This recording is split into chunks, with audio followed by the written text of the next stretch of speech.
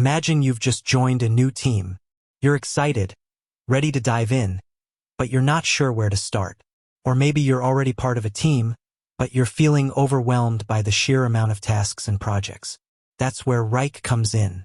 It's a powerful project management tool that can help you stay organized and on top of your work.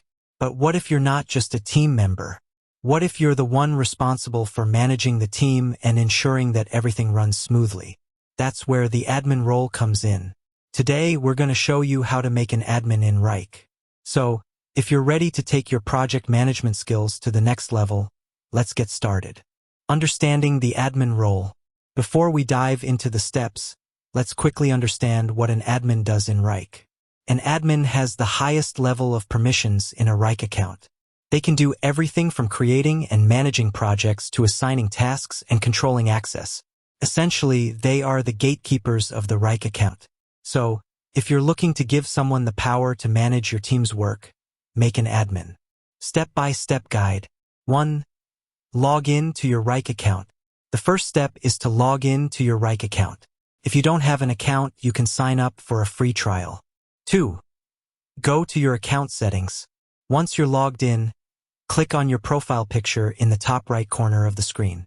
This will open a drop-down menu. Select Account Settings. 3. Navigate to Users. In the Account Settings menu, click on Users. This will take you to a page where you can manage all of the users in your account. 4. Add a new user. Click on the Add User button. This will open a form where you can enter the user's email address, full name, and invitation message. 5. Assign the admin role. Once you've filled out the form, scroll down to the Role section. Here, you'll see a list of different roles that you can assign to the user.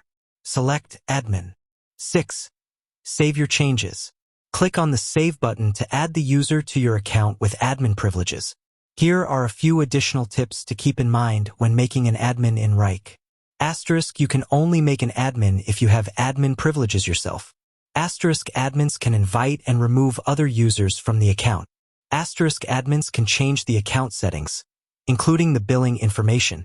Asterisk, it's important to only give admin privileges to people who you trust. That's it. You've successfully made an admin in wrike. By giving someone admin privileges, you're empowering them to manage your team's work and ensure that everything runs smoothly. Remember, with great power comes great responsibility. So, make sure that you only give admin privileges to people who you trust and who will use them wisely. With that said, thanks for watching, and until next time.